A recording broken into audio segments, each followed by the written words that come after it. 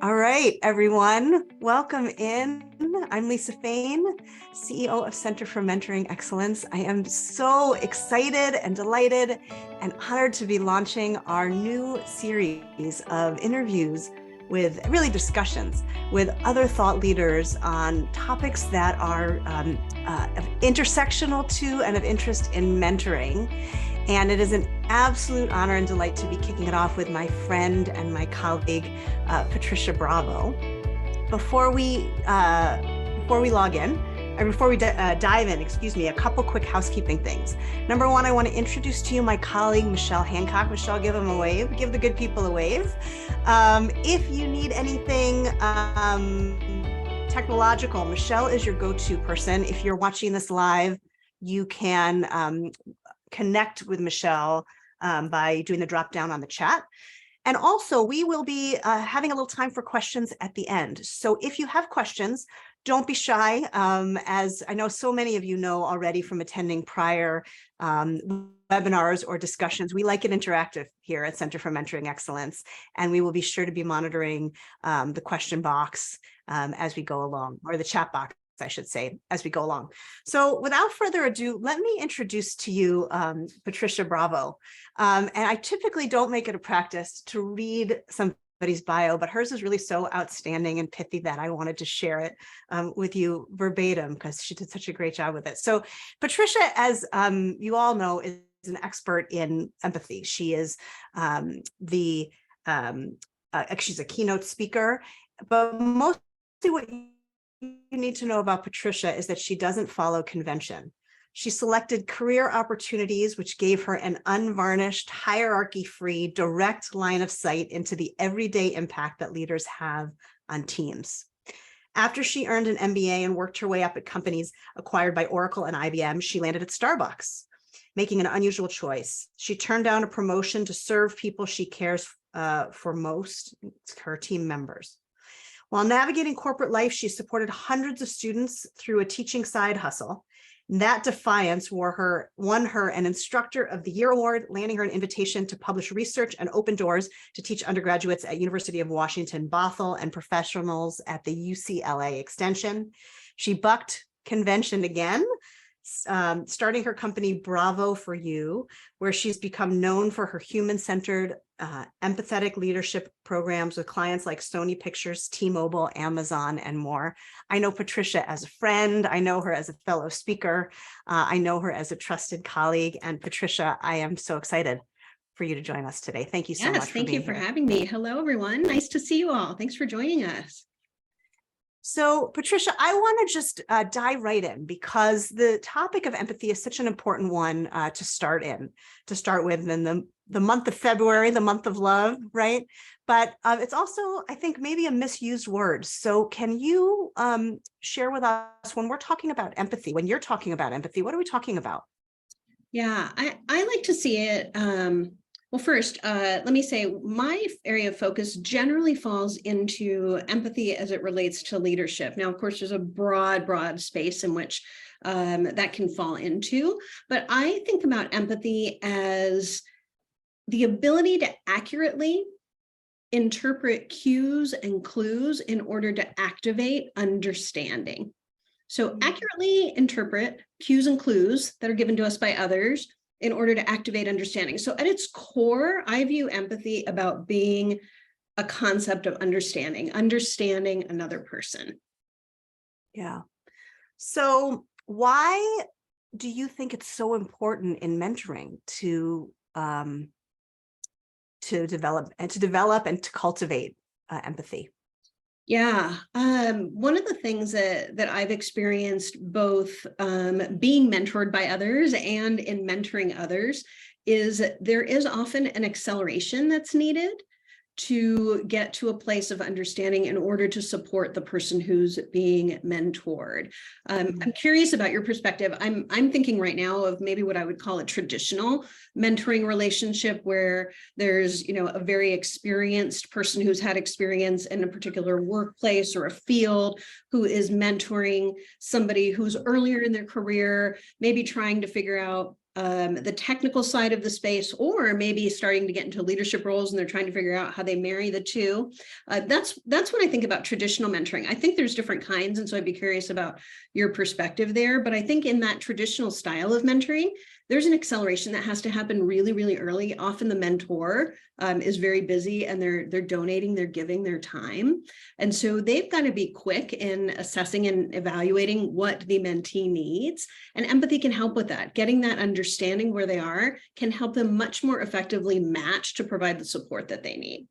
Yeah, that's so powerful. One of the things that came up for me, and certainly we do hear most about this traditional one-on-one mentoring, somebody more senior mentoring somebody more junior, but more and more what we're getting called upon to do is to work with organizations for what we call complementary mentoring. That's complementary with an E and not with an I.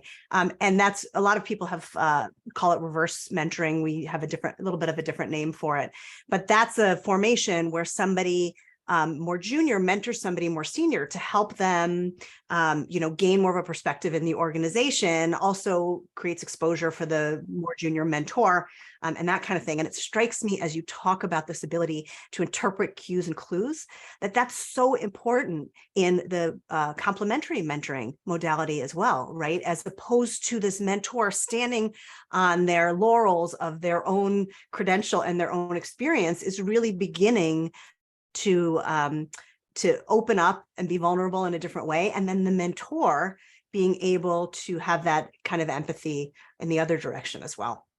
Yeah, absolutely. And I love that. I love that there's all these different roles that are now available for us in mentoring. I think of even, mutual peer mentoring that takes place. And so in each of those, I think that empathy becomes more and more important, I would say, than in the traditional scenarios. Because in a traditional scenario, a more experienced leader, let's say for the sake of argument, would have some experience needing to understand team members' experience. In a reverse mentoring situation, or perhaps even peer-to-peer, they may have less experience with understanding. So then all of a sudden, I think the need for empathy really gets elevated because they've got to understand what that person needs. Yeah, that's exactly right. So let's just talk about, how do you get that? Like, how do you flex your empathy muscles and get better at it? Yeah, well, it's interesting. And I see somebody in the chat, Sai, I don't know if I'm pronouncing that correctly, said empathy is being in someone else's shoes. And I think that's an interesting construct to think about, because I think about yes, and to gain understanding, we truly don't always have a chance to be in someone else's shoes. So what we're trying to develop is an understanding of who they are. What is their point of view about things? What is their history? And I often think about needing to understand people's history through several different lenses, their emotional history, their professional history, right? There's lots of different lenses in which you can look at that. And so I think we often hear about putting ourselves in someone's shoes as, let's think about it. Let's think about what it might be like to be in someone else's situation. And that's often a cognitive exercise. And what I like to invite people to think about is taking it to the emotional level, because that's where true human connection takes place. And in order to do that, you have to engage your emotions. So sometimes when I'm working with leaders and I say, tell me how you're feeling right now, and they just kind of look at me a little bit deer in the headlights. And I say, depending on how quickly you were able to answer that, it gives you an informal gauge of how connected you are to your emotions right now. And often we have conversations about that. And what I hear from leaders is something to the effect of, look, I don't get paid or rewarded to engage in my emotions. I'm paid to problem solve, to make decisions, to move quickly. And that's not always what's necessary when empathy is called for. So one of the first steps that I invite people to consider is really engage your emotion, kind of get into your body and think about, how do you make a connection with someone? So how do you join up with them? And often that happens through an emotional lens. So that's really the first step that I invite people to think about when they're first thinking about, what is this that I need to do to cultivate more empathy? I love that. It's really in line with what we talk about in mentoring, which is the idea of self-awareness first for mentors. This is a little, we didn't prepare this, but a thought that came up for me, Patricia, is I know you're also a Brene Brown fan. And I was listening a while ago to her Atlas of the Human Heart, which is one of her latest books. And she talks about kind of naming the range of emotions.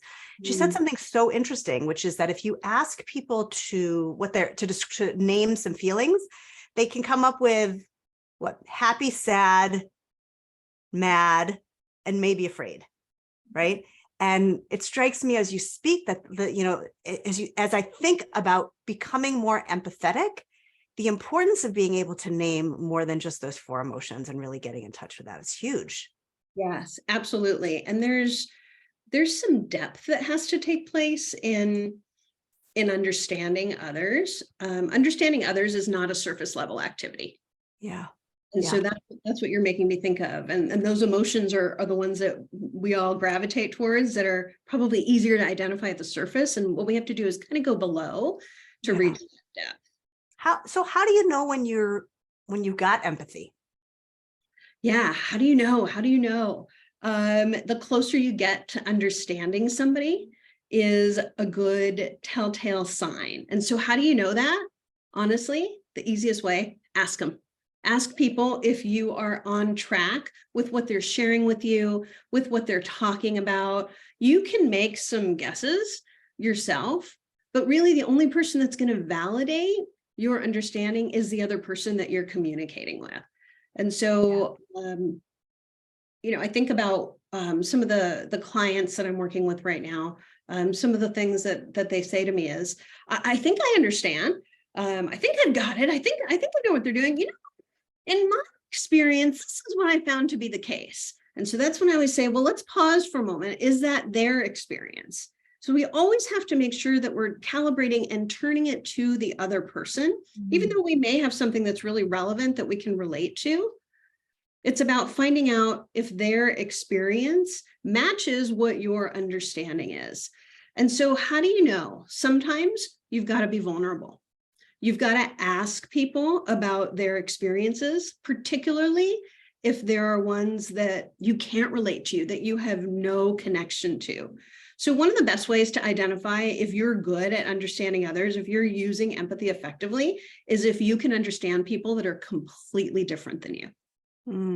It's such a challenge, right? I mean, it requires noticing the differences. It requires acknowledging the differences. It requires appreciating the differences. It requires checking your understanding about the differences, which often can be really, really, really hard.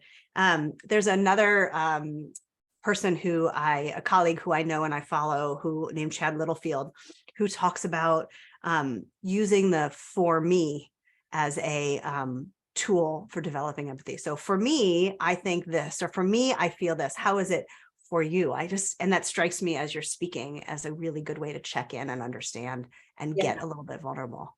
Yeah. And I think the vulnerability is what a lot of people wrestle with. It's like, oh, I don't want to come across as I don't know what's going on for them. And yet, even signaling your interest and your intention in trying to better understand creates a dramatic difference for the recipient of that communication.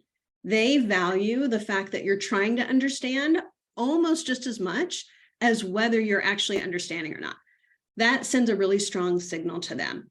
So if you're having a little bit of concern about, oh, I'm going to show my vulnerability here, I don't really know what it's like that you like to work on, 25 projects at a time. I'm somebody who likes to work on them, sequentially in order. And so to put yourself in that place of vulnerability sends a strong signal to somebody that you're trying to get it. You're trying to see them, hear them from their view, from their lens, as opposed to imposing your own. So is the signal just as simple as saying, okay, Patricia, I'm not sure I get that. Tell me more. Or, what does a signal look like? Absolutely. So one of the things I invite people to do when they're experimenting with empathy, and I think experimentation is one of the most effective ways to figure out how you use empathy in your own day-to-day work experiences. There's no perfect formula for empathy. I wish I could give you one, but instead experimenting with a way that suits you, that suits who you are and how you show up in the world, by asking some questions and putting yourself in a place where you're inviting an interactive conversation. So the goal is for people to say, okay, she gets it. She's kind of tracking with me. He's kind of tracking with me. They're kind of tracking with me. And one way to do that is exactly as you said, ask some questions. Tell me a little bit more about that, or really be vulnerable. I have to admit, I'm not really familiar with that. Tell me how that shows up for you. What does that look like for you? When you've been in this experience before, what's been your response or your reaction to it? Is that the same reaction that you're having now? Is it similar? Is it different? So asking some of those questions invites the conversation, but it's also sending that signal. Oh, so-and-so really wants to understand, again, below the surface. And I think the trick here is to always remember that you're trying to get beyond the surface of what we typically see. Yeah. You know, I sometimes I teach about inclusive behaviors, and, you know, like they ask, some people say, like, what's your favorite? Like, it's like, who's your favorite child? But I do have a favorite inclusive behavior, which is this term of name the dynamic, right? So, and I'm curious if this is an empathy tool, or, you know, what your take on this is, Patricia, because it requires curiosity more than what people say. So, for example, if we're having a conversation, and I know you well enough now to know when you're processing or not processing, but maybe you do something like your arms crossed, or I see you sort of shut down. And my tendency might be to ignore that and say, you'll tell me if you have something to tell me. But the name the dynamic is, you know, Patricia, I notice your body language changed a little bit, or I notice you're like hunched over, or, you know, what's happening here? And to kind of call that out. I'm wondering if that's a tool of empathy, if that's too confrontational, or what your take on that is. No, you know what it reminds me of is levels of listening. So Folkman and Zenger wrote a Harvard Business Review article, I want to say it was 2016, and they talked about 6 levels of listening. And so that's what that reminds me of. And they talk about, you know, the levels of listening that we've all learned and heard for years and years and years tend to be the first 3. And the first one is, you know, something to the effect of, you know, let's clear our environment. Let's create something where a conversation can be had. The second level is really about, let's create all, you know, let's eliminate all distractions. That's when you turn off your phone, you shut your laptop. And then the next level gets to a little bit about what you're talking about. Ooh, now I'm looking at more of the cues and clues, and I'm starting to discern and interpret what those might mean.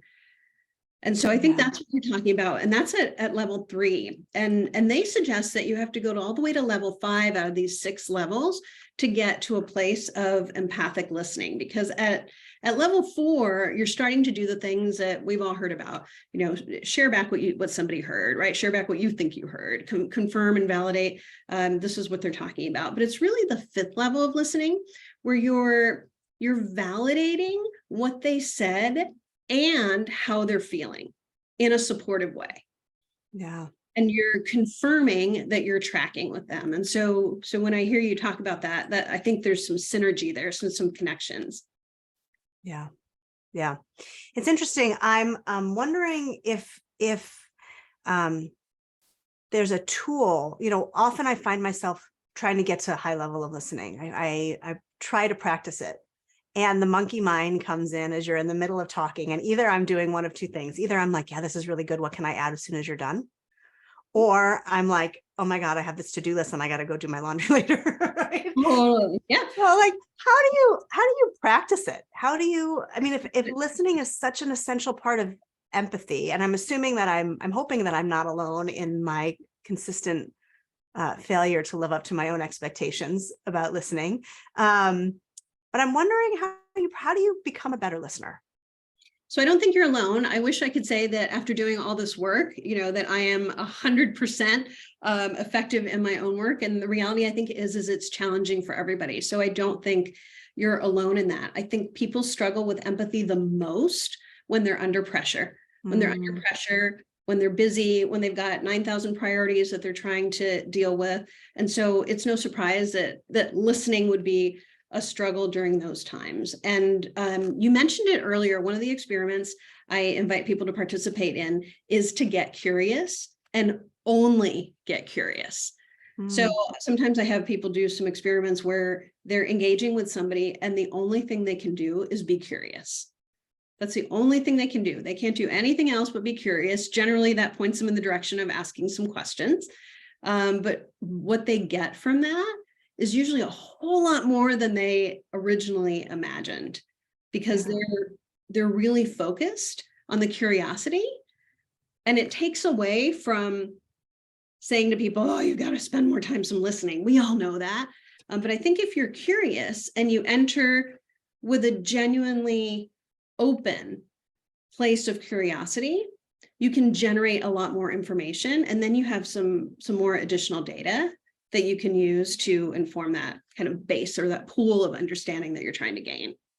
This is so critical. And I just, I want to remind the folks who are attending, whether they're in person or watching after the fact, that your focus is really on empathetic leadership, and curiosity as a skill, not just to become more empathetic, but to become a better leader. And in turn, really a better mentor. It's like so important. There was, as I know, an article in the Harvard Business Review, maybe 2 or 3 years ago, on curiosity with the work of Francesca Gina, saying that curiosity is the #1 trait that's predictive of good leadership. So I love that. I want to make that link back, because empathy for empathy's sake is important, but empathy for leadership's sake is really where I know you focus your work. And I wanted to loop back in that. So Patricia, I want to kind of, maybe as a nod to your professorial role, I want to do kind of an empathy 101 and an empathy 201, because I know that there's a lot out there that's common knowledge about it. And I'd love to ask you to address that, and then maybe even to take us to the next level of the 201. So let's start with the 101. What's kind of common knowledge out there right now about empathy? Yeah, well, I think Sai said it right out of the gate in the chat, which is putting yourself in somebody else's shoes. I think that's a definition that is really commonly known and generally understood as a way to think about empathy. And I think when I hear people talk about empathy, and I ask this question, what do you think it is? I hear a range of responses. It's active listening, it's providing support, it's giving some care, it's helping people. And a lot of what I hear that people connect to empathy is actually a response to understanding.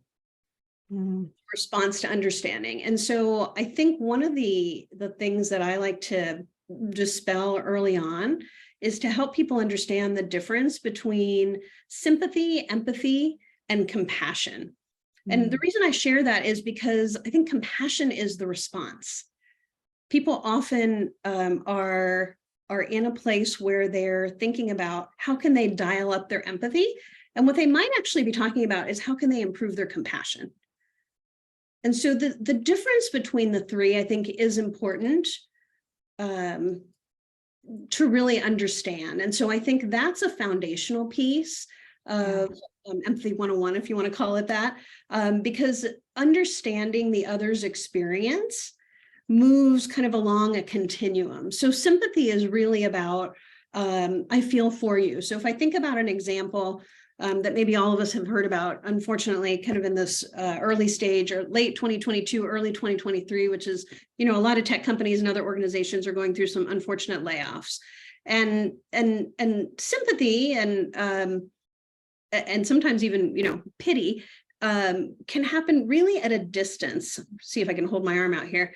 And that's really about saying, oh, you know what? That stinks that you got laid off. What a bummer. And you might take it, a step further and say, if you need anything, call me, let me know. All right, I got to hop to my next meeting. See you later. Empathy is when you're able to join up in that understanding and you're with someone. So that might look more like, oh my gosh, Mary, oh, what a bummer that you got laid off. I can imagine this is, really disappointing. And I have to tell you, I've been laid off a couple times in my career, and I'm wondering if this has ever happened to you before. Oh, it hasn't. What are you experiencing right now? What is this like for you? And so you're really with them. Compassion takes it to the next step. Compassion then, and empathy allows you to get enough information, enough data to allow you to provide a response. And for a lot of people, they want to provide a compassionate response, which is really about providing assistance, some sort of support. So in that case, it might look like, when you're ready, let me know. I've got, a wealth of resources that I can provide to you in your job search. I realize you may right now not be ready for that. So I'll let me know when you're available to have that conversation. Is there anything else that I can provide to you right now? And take it from there in terms of offering some support. And so I think when I think about, what a lot of people know about empathy falls into some of these categories. This is so powerful. I don't want to take you off your train of thought, but I just want to make a quick link in to the mentoring context. Please.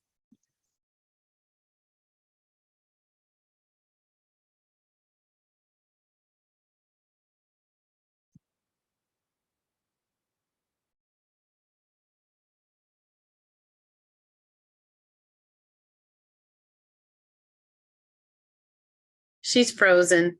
I'm letting her know. I'm sorry. No problem. We will sit on pins and needles. It always happens at that so often. moment. Lisa, you froze. We didn't hear what you said.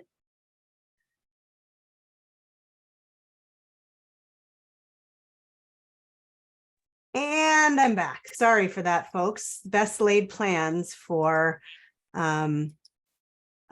technology leading me awry once again, or astray once again. So I think where I left off, Patricia, is I was making the connection between what you were saying and mentoring, which is, very often I get asked by mentors, like, how do I do this and not be the sage on the stage of just, here's what my experience is, blah, blah, blah, blah, blah. And I love what you've said about exercising that curiosity, creating that level of understanding, and using your own experience as a way to engage and then test it out with mentees. So I just wanted to make that connection because I think it's really important as we make the link between empathy and mentoring. And I know you were on your way to talk about kind of next level. So I'm sorry to have interrupted your flow. Yeah, no, I think that's fabulous. Well, and I think you'll have to remind me in your model, part of what you talk about in terms of mentoring in a relationship is that there's a learning that's happening between the mentor and the mentee. And I think that's very similar to what's happening when you're leveraging empathy. Yeah, absolutely. There's always learning. And the willingness and the understanding and the humility to recognize that you need to be learning is really, really important. Yeah. So empathy 201, and this is where I think we have an opportunity to really take things at work, is to take it to the next level. And what that looks like is a few things. So one is investigating the neuroscience a little bit more. One of the things that the neuroscientists have found is that empathy is associated with 4 different places in the brain. We know about 2 of them pretty well because they've been studied for other purposes, and that's in the prefrontal cortex and in the amygdala. And so I like to think about that as your smart brain, the smart part of your brain that helps you with decision making and problem solving and creativity and innovation. And then the amygdala, that sometimes is where our emotional regulation gets hijacked and where we tend to have knee-jerk reactions and those types of things that come up. And so we know that empathy has a role in both of those. And so one of the things that we can do is we can strengthen our smart brain using short, quick tasks that don't take very much time, but repeated on a regular basis to kind of repattern those neural pathways. What I'm curious about, and we don't know enough about yet, are the other 2 areas of the brain that have just begun to be studied related to empathy. And we don't know enough about that yet. And so I think there's more to come. And I think the neuroscientists are working, every day. And it seems like we learn something every single month about what's taking place. So I think that's going to be an interesting lens to continue to monitor and watch. What's available and present for us right now are a couple things. One is, I think we can think about using empathy to save time. And this always catches leaders' attention. What? I can save some time? Tell me more. I'm on it. And the reason I say that is because empathy allows us to understand others. And when you know who they are, you know what they'll do. When you know who they are, you know what they'll do. And as a result, you'll be able to develop a shortcut communication language sometimes with people that you're interacting with that will save you time. So you won't have to invest in the depth of the understanding that I was inviting you to do earlier to get a little bit below the surface. You'll be able to have some relationship shortcuts, multiple ones. And the relationship shortcuts, they'll shorten and shorten and shorten. So you get this multiplier effect. And so that allows people to save time in their interactions. Do you have to make an investment up front? Absolutely. Like anything else, you have to make that investment up front, but you will get the rewards from that. The second area is in decision making. We all know that individuals in business, particularly leaders, have a very important role in making decisions in their organization and are often heavily focused on the quantitative aspects of decision making. What does the P&L say? What do the KPIs say? What's happening, in this organization and that organization? And I would offer that we also have an opportunity to incorporate human data into that decision making. So by gathering human data through the process of understanding others, you have an additional lens. It's not meant to substitute other data that leaders are using to make decisions, rather help inform them through the human perspective and through the human lens. And the last thing I think that I would offer in terms of how we can think about this a little bit more in the future is, and at the next level, is thinking about the possibility that empathy can offer as a predictive tool. Now, I wish I had, a magic ball that told me how people are going to behave and predict their behavior. I'm not going to tell you empathy does that, but it does give you more information.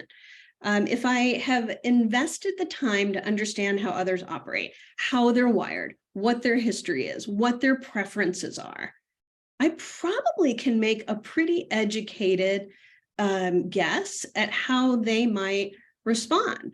If I know that Joe absolutely hates working on spreadsheets, and I know that I have a project that requires a lot of pivot tables, I can pretty much guess what his response might be to that. And so it allows me to think about how can I offer something that will meet his needs and also get the work of the business done. So maybe I know that there's another project that Joe's going to be involved in that he's going to love.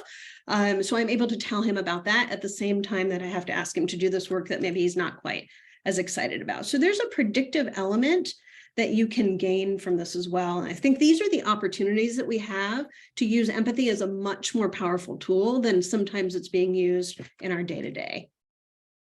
This is a really provocative concept for me, Patricia, on a whole number of levels, certainly in the mentoring context, but also I do some executive coaching. And the first thing that came to mind, we executive coaches often like to go right to an assessment of, whether it's a DISC assessment or a Strengths Finders assessment or an MBTI or whole brain or whatever. And, saying often, and the language is that these are predictive tools, right? So I'm wondering what your view is of these kind of assessments, which can be often used in the mentoring context as well, as maybe a shortcut for developing empathy, or maybe an assistive tool for developing empathy. What are your thoughts about that?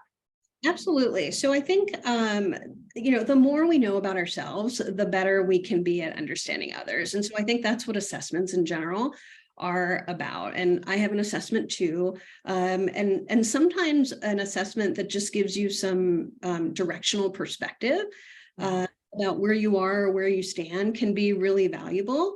Because if you understand yourself and your wiring, it's also going to give you some hints or some clues as to how you might respond to others. And so as you gain this understanding of others, you might have a light bulb or two that goes off of, this person operates this way or they're wired this way. This is what I know about myself and how I'm going to then engage in this interaction. And maybe it will even allow me a chance to course correct into a more effective pattern of behavior than I might have been going down because I had a chance to learn a little bit more. Yeah, I love that. The thought that came into my mind is like the impact too on these both assessments and just, creating this understanding in mitigating our tendency to judge others. Yes. When you have like your self-awareness, okay, I'm an ENTJ, and this is the way that I am, right? And I may have intuitively judged somebody who is stronger in feeling, or doesn't have those same personality markers that I have. This, but just by way of example, when you think about it as the way I am is not a choice for me, and so the way they are may not be a choice for them. It helps you kind of mitigate the judgment and get to this place of curiosity that you think you're talking about, which I find really exciting. Absolutely. I like to describe it as empathy competes with judgment. Empathy competes with judgment. You can't be in a deep place of empathy and be judging somebody at the same time. And I get it, right? I'm as guilty as everybody. Have I fallen into that trap? Of course, we all do, and it's normal. And if you're really heavily focused on empathy, you're not going to be able to be judging because you're going to be heavily focused in understanding. Wow, really, really powerful. Empathy competes with judgment. That's a big takeaway for me as well. Well, I know that we both have our secret, not so secret fan crush on Adam Grant, who writes on lots of things, including empathy, including leadership, and lots of topics that are both adjacent to and really relevant to mentoring. So I'd love just for fun, tell us about what's your favorite Adam Grant book, why, and tell us how it relates to empathy. These professional crushes, and I know you all have them. I'd be curious if everybody would be willing to pop in the chat who their professional crush is, so I can feel a little bit better about having mine. So Adam Grant, the first book of his that I ever read, oddly enough, became my favorite, and it is a book called Give and Take. And the premise of the book is that we have tendencies to fall into one of three categories: giving, taking, and matching. And giving, just like it sounds, are people that give, but they give specifically without expectation of something in return. And that's the difference, he says, between givers and matchers. Matchers are ones that are looking for something in return. So it's very much an exchange. And so I give you this, you give me that. Yeah. And then takers, I think we can all probably presume what takers are. Those are people that are just taking from others with no interest in giving back, that are really just focused on being self-serving. And so what he talks about is that givers are at the top of the success ladder. And he's got a lot of science behind it that demonstrates how givers are really finding themselves in a situation that giving creates a multiplier effect. So the more they give, the more they give. And the more they give, they find the more they get, but it's not intentional. It doesn't happen as a transaction because they're focused on simply providing things to be of service to others. Now the catch, and this is the exact same thing that happens with empathy, the catch is that giving has to come with boundaries. And so I like to think about some of the concept in his book when I'm helping people that have concerns that they're too empathetic. So I find when I'm working with people, they fall into three categories. One is I'm kind of new to empathy. I'm interested in learning a little bit more. I know maybe some basics, but I'd like to learn more. Then there's the people in the middle. They're like, all right, I'm ready. I'm ready to dial it up. Give me what you got. I need some tools to take it to the next level. And then there's the people that say to me, I over empathize. I don't know how to balance that. And the challenge that they're often wrestling with are boundaries, which is the exact same thing that Adam talks about when he talks about givers in give and take, and that the givers are the ones that have to also make sure that they're taking care of themselves in the process, which is the exact same thing that those who over index on empathy, and it's not quite over indexing on empathy because empathy is kind of neutral. I like to think of empathy as, it's like Switzerland. But they might over-index on their response, and maybe their compassion is too high. And so that's what that book really reminds me of when I think about the concept. But there's all sorts of concepts that are in there. I can only imagine the threads that you can find as it relates to mentoring. Yeah, it's so interesting. Just again, drawing connections to what you talk about. It's like, we very often hear actually from mentors who feel like they're riding the emotional roller coaster of their mentee. And it's a beautiful thing that they're so invested. Yeah. And it's also a pretty dangerous thing, right? Because it becomes their journey and not their mentee's journey. And sometimes it's about observing the roller coaster and not about riding the roller coaster. And I just, I see that thread in what it is that you're talking about. My favorite Adam Grant book is Think Again, which is his most recent book, really about, as the title might suggest, rethinking things that we have assumptions about or we are certain about, and all of that learning. And we've already talked about ways in mentoring that Think Again is relevant. But there's a quote that I love that I think pertains both to your world of empathy and certainly my world of mentoring as well. So I want to share it with you, Patricia, and I'd love to hear your thoughts. So I'm going to try to say it slowly, but I get so excited. Okay. He said, if we don't understand someone, we can't have a eureka moment by imagining their perspective. The greater the distance between us and an adversary, the more likely we are to oversimplify their actual motives and invent explanations that stray far from that reality. What works is not perspective taking, but perspective seeking. So I'd love to hear your thoughts about that. Yeah. Perspective seeking. And, the subtle nuance I'll just point out, which I alluded to earlier, is that, perspective often happens in our brains. And I really like to take it to the human connections, the emotional, but it's the same concept, right? He's talking not about taking, but seeking, but actively seeking it out. And that's really about turning it towards the other person and in being intentional about it. And so that often takes a different type of time investment. And this is what I hear from leaders all the time. Oh my gosh, it's going to take forever for me to invest in other people. And I'm going to have to spend all sorts of time doing this. You know what? It only takes 10 minutes to empathize. It just takes 10 minutes. And what happens is you get something from it each time that builds. And I think that's a little bit about what he's talking about.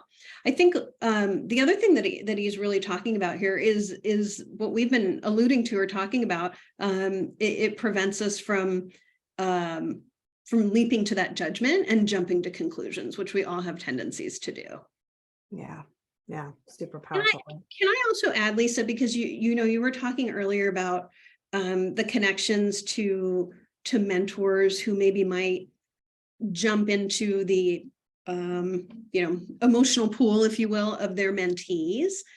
One of the taglines that I sometimes offer to leaders when they find themselves in the situation is observe, don't absorb.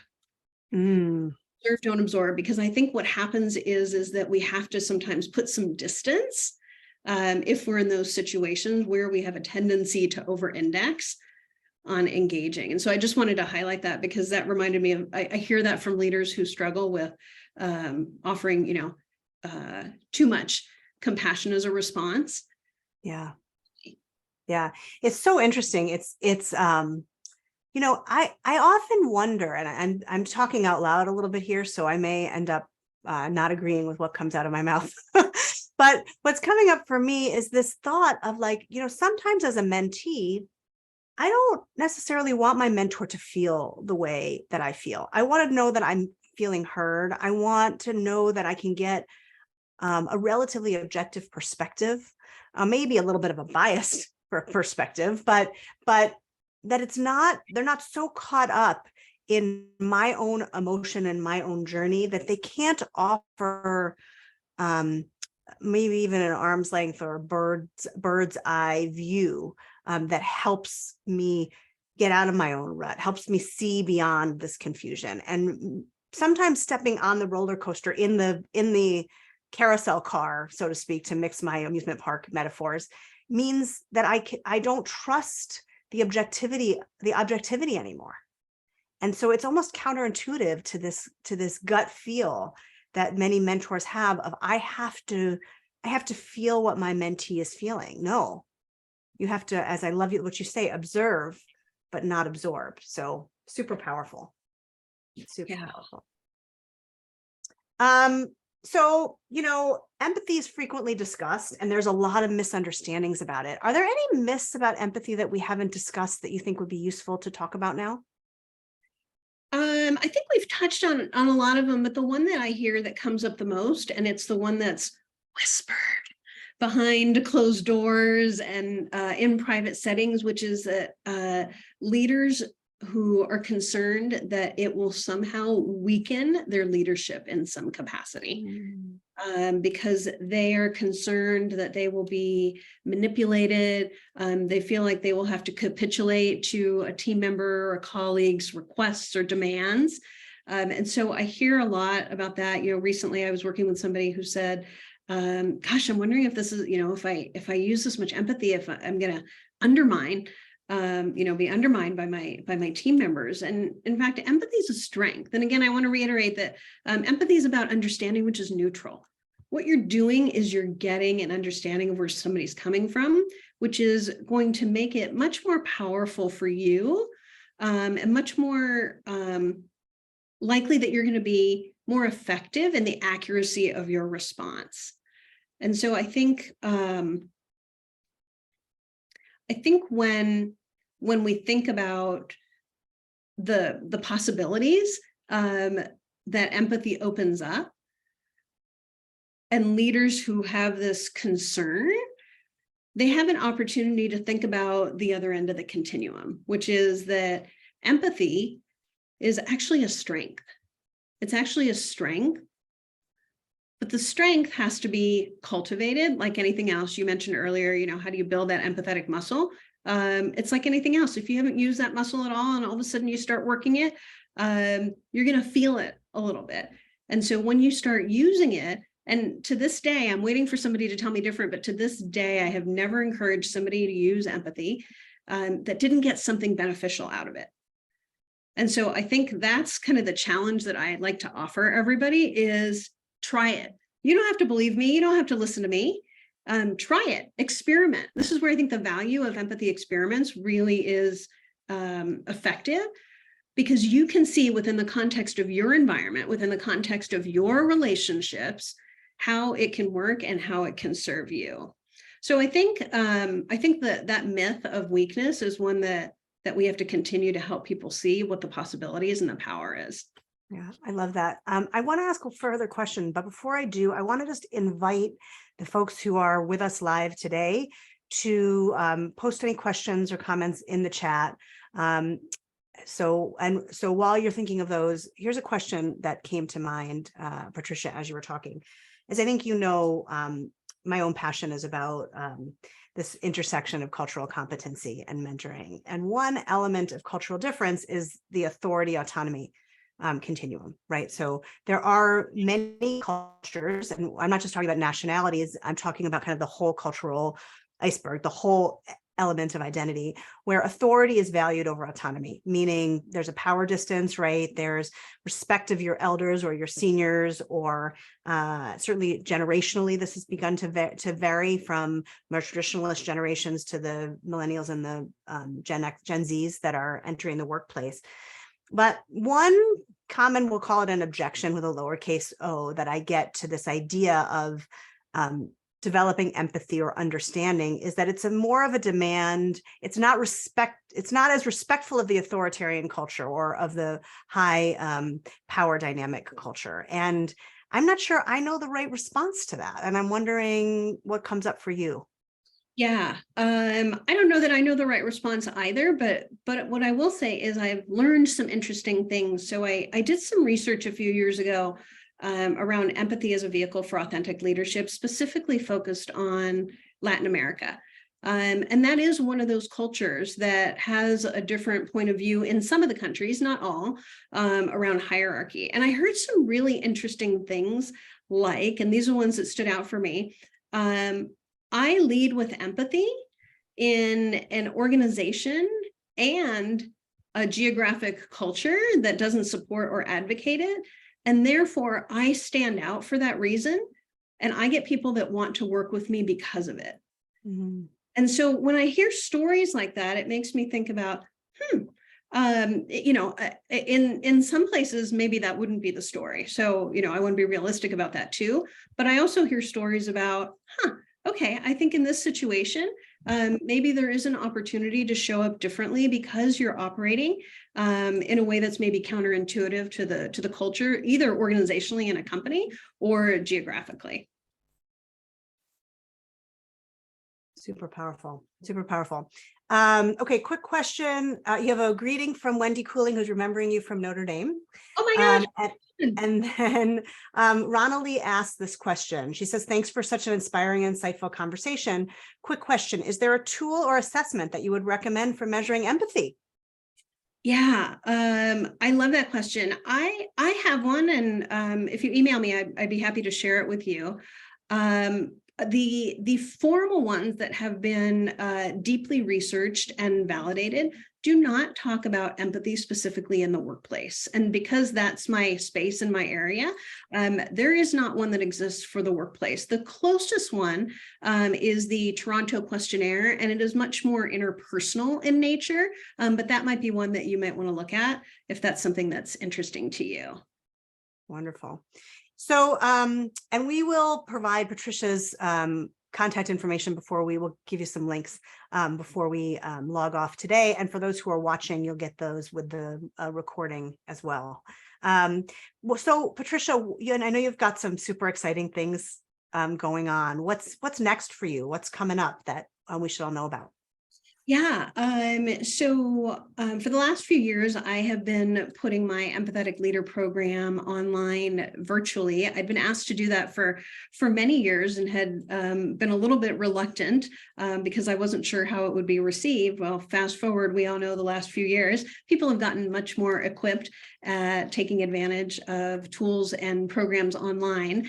So I have done that and have that available to share. But what I think might be of some interest to this audience here is I am going to be opening up a virtual Empathetic Leader community in the next month. And so if you're interested in joining that to get access to other people who have an interest in empathetic leadership, and it's going to have a range of offerings from tips to a course to just getting connected with other people and having both formal and informal interactions with them.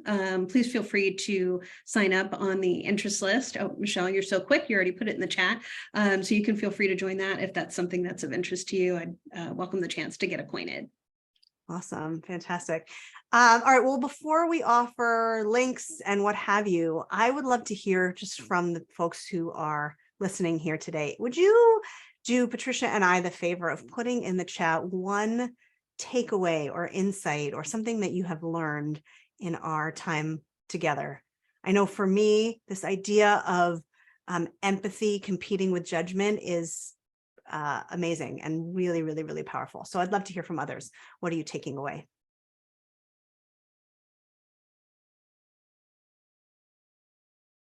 As they're thinking, Patricia, what stands out for you? Well, I think about where we started early in the conversation is how much I think empathy is going to be necessary for the different types of mentoring relationships that are coming to bear and that I'm thrilled are happening, in all sorts of different directions. Yeah, I love that. I love that. Well, Lisa and Wendy both resonate with observe versus absorb. Marilyn with using empathy to save time. Ursula with the emphasis on understanding others. I want to just acknowledge Sai's wonderful story that he shared before. Thank you for that. Jenny says, I liked the point that it's hard to be empathetic when you're stressed. Acknowledging where you are personally can absolutely help others. Nina says, givers are the best leaders. And Sai says, acceptance.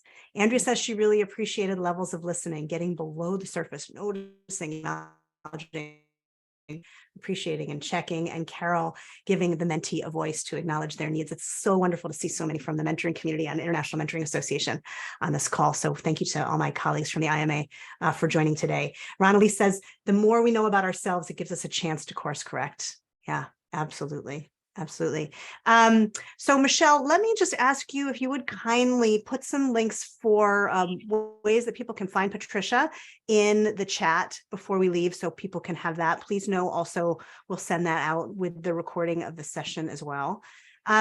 Patricia, every conversation I have with you, I learn something, this one particularly, and what a joy to be able to riff off our collective and shared passions. So thank you so much for this conversation, for kicking us off on our Thought Leader series. I hope everybody will join us on, Michelle, correct me if I'm wrong with the date, March 7th, I think it is, with Dr.